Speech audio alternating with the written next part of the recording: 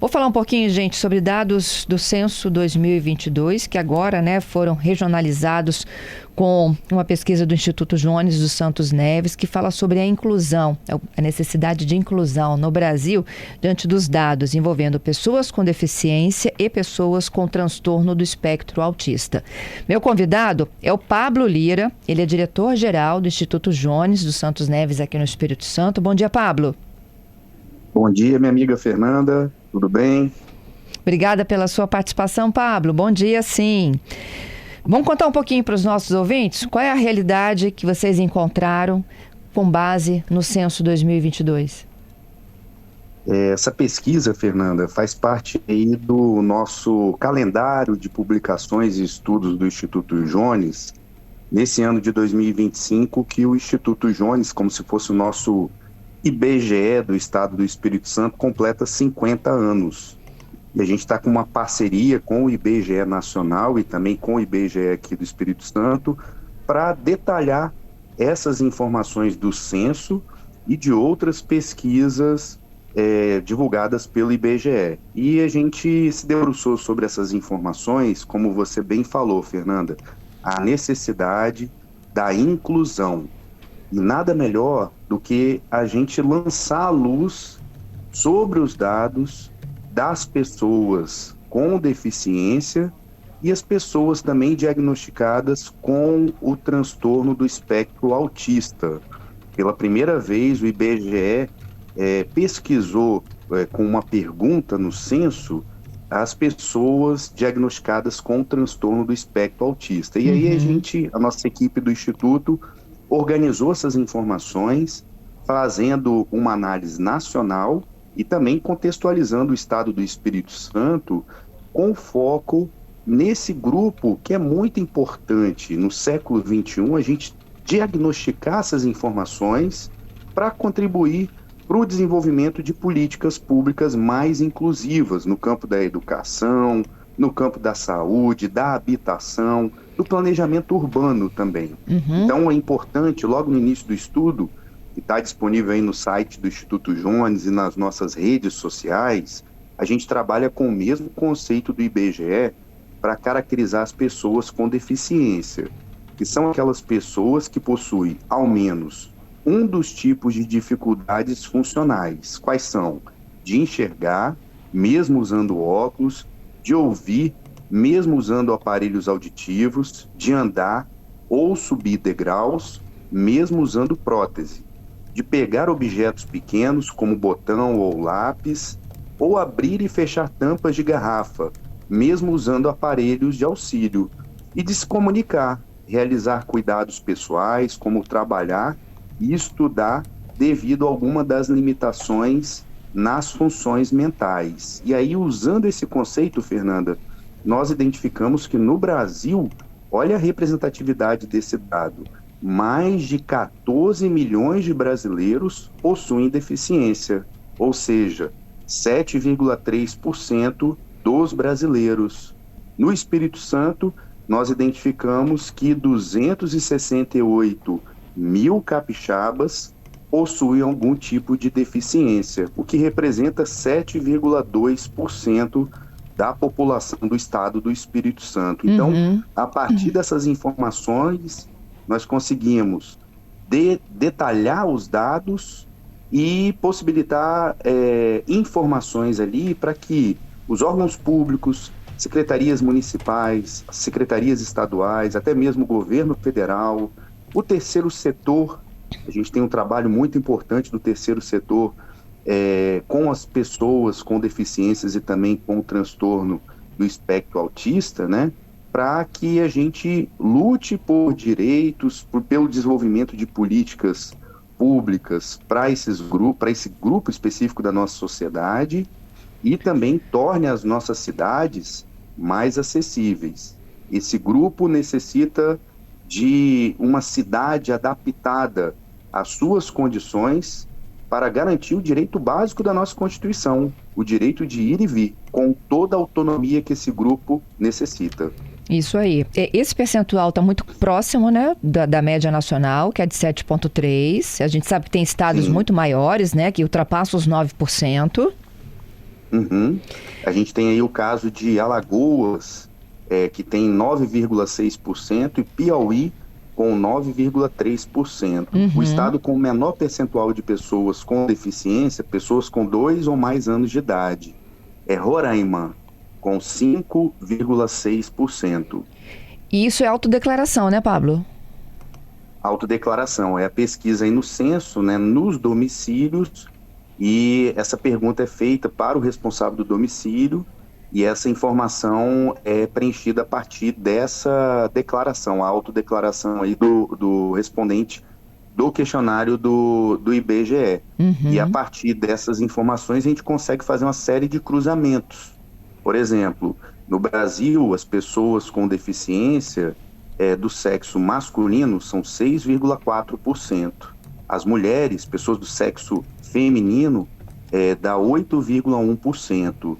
Semelhante à média nacional, o Espírito Santo tem 6,4% também das pessoas do sexo masculino autodeclarada com deficiência e 7,9% pessoas do sexo feminino. Ou seja, tanto no Brasil quanto no Espírito Santo, a gente vê um percentual maior de pessoas do sexo feminino, né?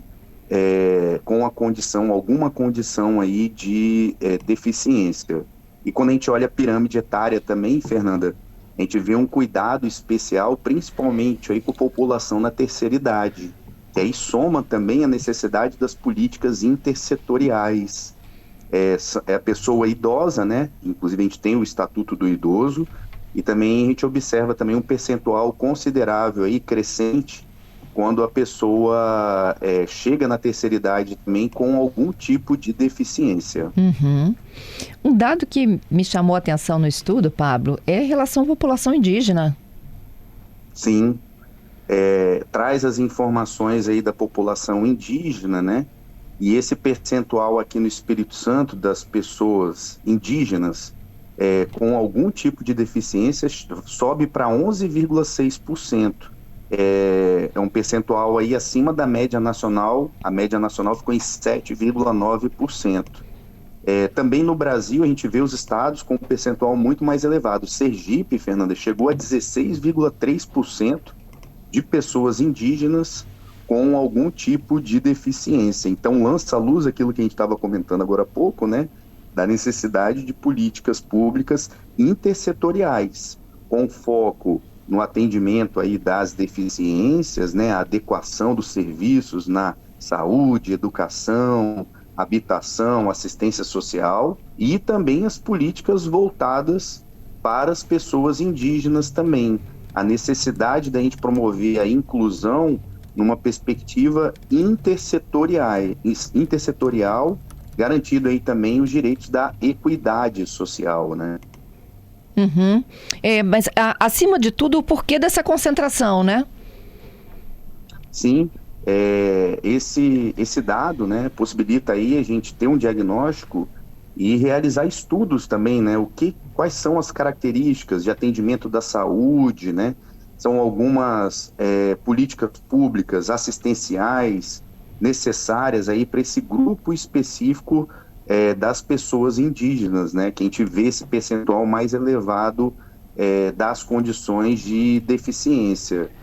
No Brasil, esse percentual ficou em 7,9%, né? Um pouco acima da média geral, né, das pessoas com deficiência, mas no caso do Espírito Santo e outros estados aí apresentou essa variação um pouco maior, né, um pouco mais forte.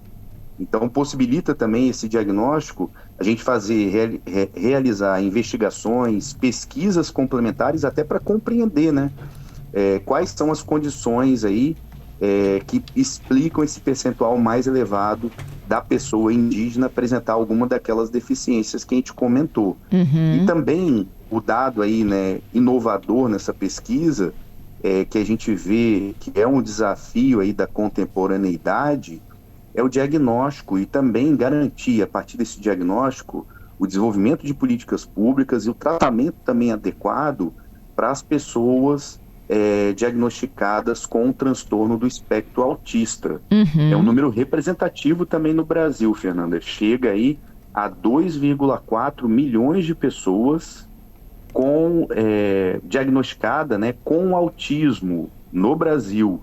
Isso aí equivale a 1,2% da população brasileira. E no Espírito Santo esse percentual ficou muito próximo, 1,3%, e no número absoluto chegou a mais de 51 mil pessoas diagnosticadas com autismo. E aí a gente vê a necessidade, a partir desse diagnóstico, foi uma pergunta que pela primeira vez se inseriu no censo, né? Da gente realizar pesquisas complementares, também a importância das instituições, principalmente as instituições educacionais, desenvolverem aí metodologias educacionais mais inclusivas. A gente tem aí as universidades, as instituições de ensino hoje investindo aí nos núcleos de acessibilidade, profissionais específicos também para atuar aí com essas pessoas, auxiliar, né? E colaborar com essas pessoas diagnosticadas com o autismo no processo de ensino e aprendizagem. E não só na educação também, Fernanda. A importância da gente desenvolver políticas públicas no campo da saúde, do tratamento também. E uma outra perspectiva muito relevante, a gente vê aí a necessidade da gente preparar as nossas cidades, adaptar as nossas cidades para garantir o trânsito seguro, né? A circulação dessas pessoas com segurança nas nossas cidades. A gente tem que lutar a partir desses diagnósticos, e principalmente agora que a gente está realizando as rodadas de conferência das cidades, para construir cidades mais acessíveis, tanto para as pessoas diagnosticadas com autismo, diagnosticados com epilepsia também, muito importante, as pessoas com deficiência. É inadmissível, em pleno século XXI, a gente transitar em cidades, e aí eu vou citar o caso aqui, né, da nossa capital, Vitória, que é uma cidade que tem uma receita aí a mais elevada do estado, e outras cidades também, não só Vitória, mas São Paulo, Rio de Janeiro, grandes cidades que são ricas, né? E ainda a gente vê uma situação lastimável nas cidades brasileiras, que são calçadas com desnível, calçadas aí sem a manutenção, a poda adequada de árvores, de vegetação. Mas isso não é exclusividade de Vitória não, viu, Pablo? Outras cidades brasileiras, praticamente todas. Cidades, isso. A gente vê, né, quando a gente viaja aí para cidades de países desenvolvidos, esse cuidado com a acessibilidade. E hoje no Brasil, principalmente pegando os exemplos das capitais, mas outras cidades que a gente vê aqui no nosso país, a necessidade de políticas públicas de planejamento urbano para tornar as cidades mais acessíveis, porque gera um risco, né, para essa pessoa. Você ter uma calçada desnivelada, acesso a prédios, né, sem aquelas rampas de acessibilidade também. Então a gente tem que garantir um direito constitucional para essas pessoas com deficiência ou diagnosticadas aí com o autismo, que é o direito de ir e vir com a sua autonomia. E a gente tem também que destacar, Fernanda, o que vem sendo realizado por instituições que reforçam essa necessidade de garantir os direitos, cidades mais inclusivas também, políticas públicas com maior equidade, mais inclusivas para as pessoas com deficiência e também com o diagnóstico do autismo, né? E aí eu quero citar aqui o trabalho diferenciado e importante da APAE, a Associação de Pais e Amigos dos Excepcionais também. Temos também o trabalho diferenciado da AMAIS, que é a associação aí, né, dos amigos da pessoa com autismo. Temos um trabalho também aqui no estado que vem sendo realizado sobre a conscientização da epilepsia, uma condição que, isso que a gente estava falando, né, da circulação na cidade, é primordial preparar as cidades também. A epilepsia, dependendo da situação clínica do indivíduo, né, ela pode ser considerada uma deficiência para alguns objetivos, finalidades legais, né? Então essas associações, o terceiro setor, cumpre um papel muito importante junto com os municípios, com os estados e com o governo federal, para a gente, no século XXI, preparar as nossas cidades brasileiras, desenvolver políticas públicas mais inclusivas, né? Esse é o desafio. Infelizmente, ainda a gente vê muitos desafios para essas pessoas diagnosticadas com transtorno autista e também do espectro autista e também as pessoas com deficiência na sua inclusão na sociedade do século XXI. Então, para a gente pensar um Brasil mais inclusivo, é necessário esses diagnósticos, esses estudos e o desenvolvimento de soluções conjuntas pela sociedade. É isso. Pablo, muito obrigada, viu, pela entrevista, pela participação aqui conosco. Tranquilo, Fernanda, estamos à disposição. Grande abraço, bom dia para você, para a equipe aí da CBN e todos os nossos ouvintes.